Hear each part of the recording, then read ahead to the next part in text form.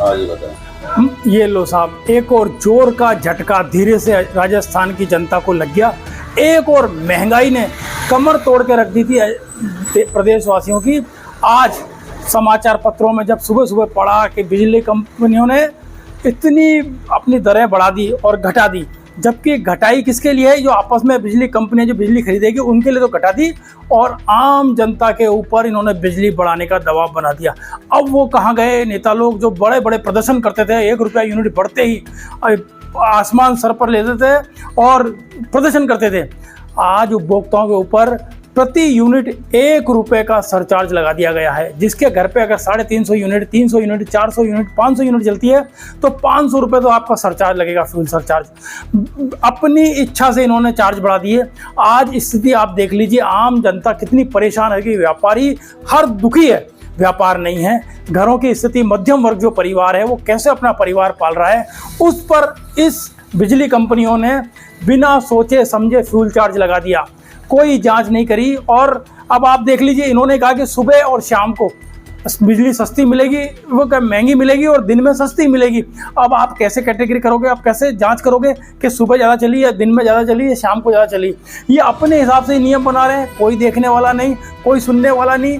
आज भी स्थिति इतनी खराब कर दी इन लोगों ने कि उपभोक्ता अपनी शिकायत लेकर के विभाग में जाता है तो कोई सुनने वाला नहीं कि साहब मेरा बिल बढ़ गया है, बढ़ के आया है, इसका कुछ तो जांच करो, कोई देखने वाला नहीं। स्मार्ट सिटी, वो स्मार्ट बिल आप लगाए जा रहे हो, वो बिना उसके चल, आपने वीडियो भी देखे होंगे, बिना लाइट जलाए हुए चल रहे हैं। तो उपभोक्ता तो बेचारा ऐसा कर दिया आप लोगों ने कि वो कहते हैं ना, खरबूजा हैं हम, तो हमें कटना हमको ही है। परंतु सरकार, मुख्यमंत्री जी, ऊर्जा मंत्री जी से मेरा निवेदन है कि जो ये फ्यूल सरचार्ज लगाया जा रहा है उसको वापस लिया जाए और बिजली सस्ती, आप जो दावे करते हो कि पूरे देश के अंदर, राजस्थान के अंदर सस्ती है, आप दूसरे प्रदेश में देख लो, राजस्थान में नहीं, उन दूसरे प्रदेशों में सस्ती है, राजस्थान में आज भी महंगी है। और कटौती आप देख लीजिए, कितने कितने घंटों की रोजाना आप समाचार पत्रों में पढ़ते हैं, या हर इलाके के अंदर कटौती हो रही है। कटौती होने के बाद भी हमको बिजली का बिल पूरा भरना पड़ता है, और इतने सरचार्ज, पता नहीं, आप देख लीजिए बिल के अंदर, आप पीछे देखिए, आप जो बिल आता है उसके अंदर पता नहीं कौन कौन से चार्ज लगा देते हैं। तो मैं निवेदन करना चाहता हूं मुख्यमंत्री या ऊर्जा मंत्री से कि आम उपभोक्ताओं को राहत देते हुए ये जो 350 रुपये सरचार्ज जो लगा रहे हैं प्रति यूनिट 1 रुपया, इस सरचार्ज को, फ्यूल सरचार्ज को बंद किया जाए, इस पर नहीं लगाया जाए। आम आदमी, जनमानस जो है पहले से ही इतना टैक्स देता है, हर चीज पे टैक्स देता है, सरकार का खजाना बढ़ता है, मूलभूत सुविधाएं भी सरकार नहीं दे पाती, तो इससे आम जन पे क्या प्रभाव है? मान्यवर जी, बिजली और पानी है ना, ये तो हमारी मूलभूत है बिल्कुल।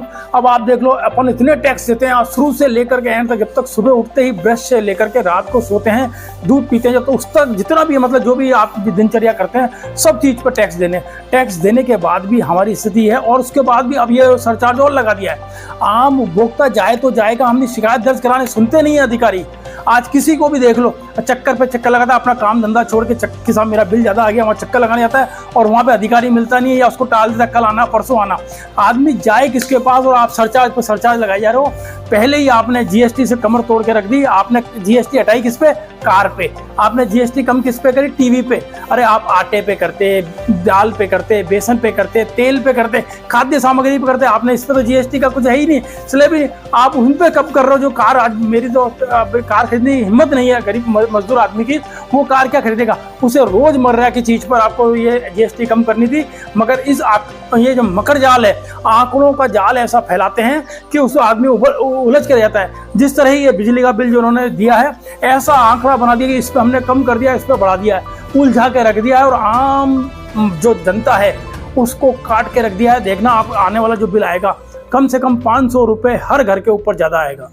चलिए, आज आपने बहुत ही महत्वपूर्ण मुद्दे पर अपनी बात रखी है। देखते हैं आने वाले समय में सिस्टम क्या राहत देता है और आम जन पर इसका क्या प्रभाव पड़ता है। आपका नाम? शैलेश गुप्ता।